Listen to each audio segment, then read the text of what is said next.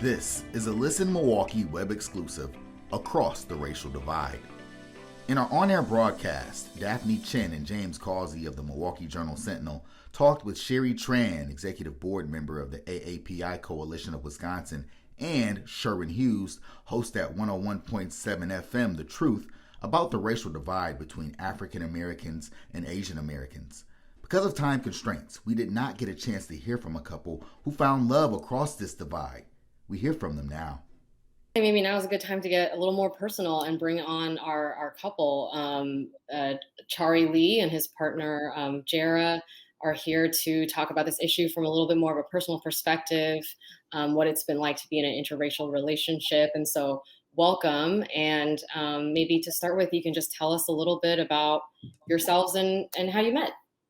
We met as students. He was working on his PhD and I was attending a post-bac program to go to medical school. So that's how we met. And we actually didn't meet on campus. We met volunteering at a community event, which is designed, it's called the Summit of Hope, and is for people who are incarcerated and then released into the community. So it's designed to help with reintegration and to help parolees access resources and other things that are available to them in the community after they're released. And that's like kind of how we met. Wonderful. And so it's been a wide-ranging discussion today, and so much has happened this year surrounding racial justice, from the Black Lives Matter protests to the anti-Asian violence. How has it been for you guys, watching it and living it and processing it? It has been a lot to take in, because my major or my area of expertise is criminology. So I'm actually a university professor, not here, but in Duluth, Minnesota.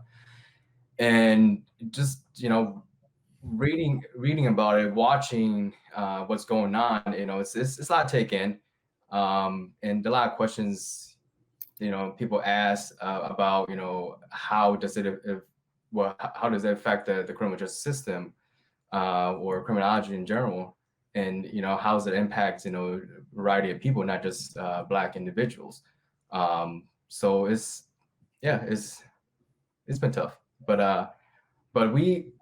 but knowing the education and aspects behind Black Lives Matter and things that have happened within this past year, we understand that,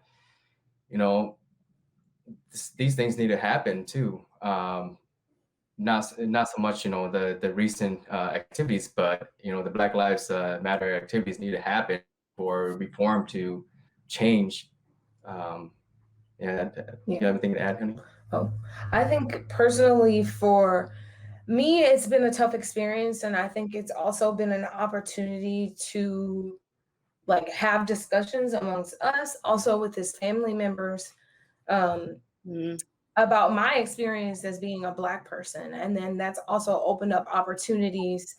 Some of the things that are happening now currently, opportunities for him to have discussions about his experience. And I think one of the most, it's been difficult and emotionally difficult. I think all people can say that, but I think one of the things I feel that's beneficial between us is that it opened up that dialogue. And I think we really had to have a chance, we had a chance to have a discussion about our experiences that are very unique for different reasons. And this acknowledgement that hierarchy, a racial hierarchy, exists in the United States, and different communities are, that was my phone. That different communities face unique and different challenges based on the structure of that system.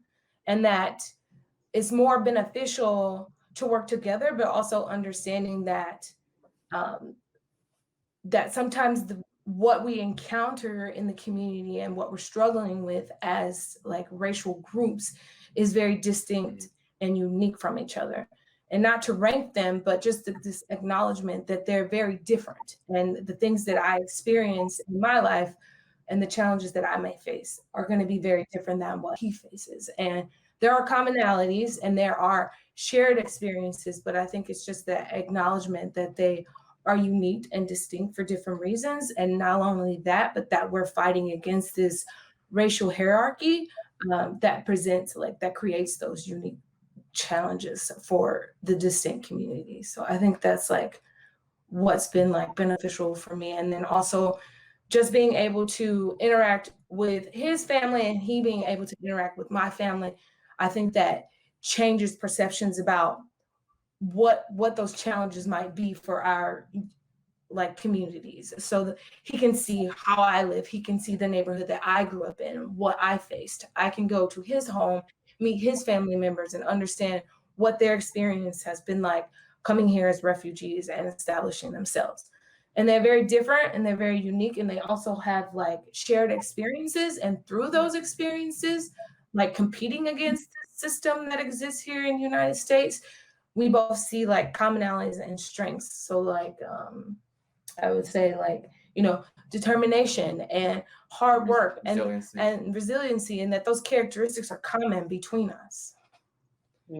Just getting to know each other, and by, you know, engaging in dialogue, we see the nuances of the systems that exist.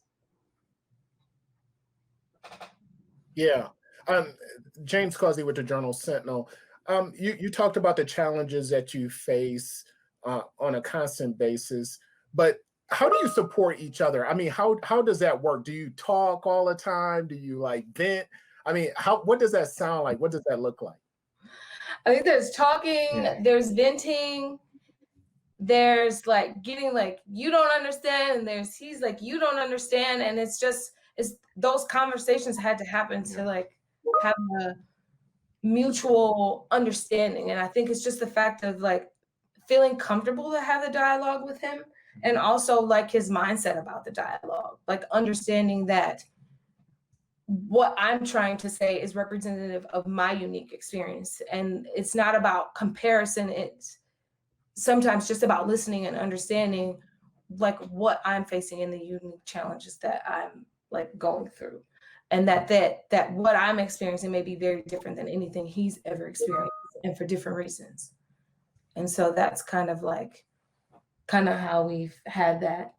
And so we have that dialogue, and it also helps that we have the dialogue. So I feel like in situations where he encounters like people in his family where they may not have an understanding of like why he would want to be with someone like me, or for that instance. But I feel like our conversations helps him be able to communicate that in a way that's like that I can appreciate, so that support comes through in that way.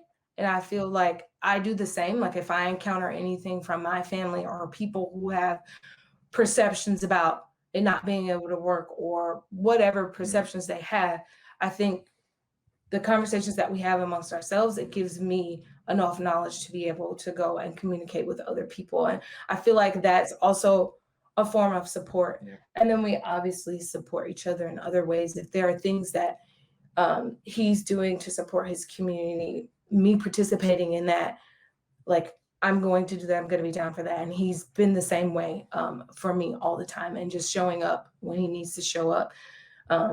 Yeah.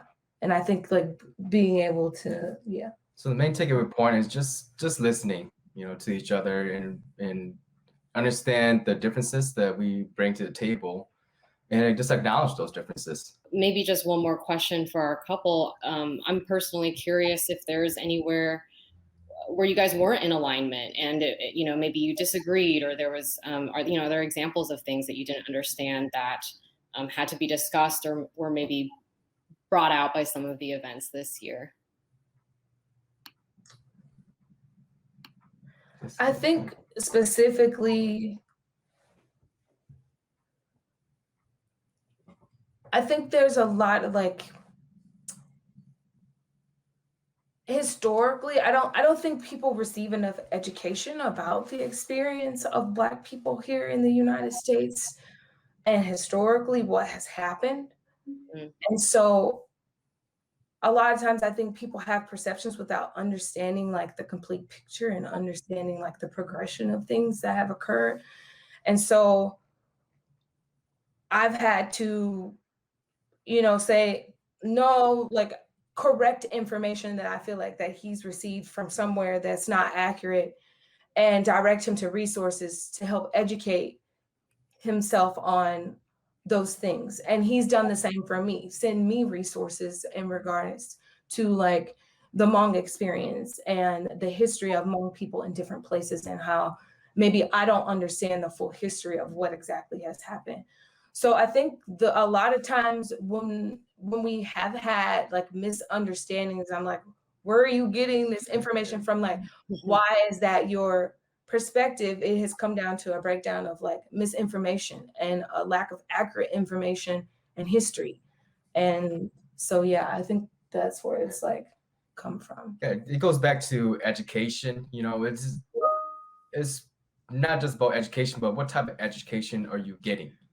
And sometimes, just being in school and going through, master's and PhD, I didn't get deep enough information about racial issues until, I met her and I started talking to her, and she directed me to resources that helped me realize, okay, the things that I've actually studied, I only study surface level. I need to dig deeper into, racial aspect of, crime and criminal justice issues.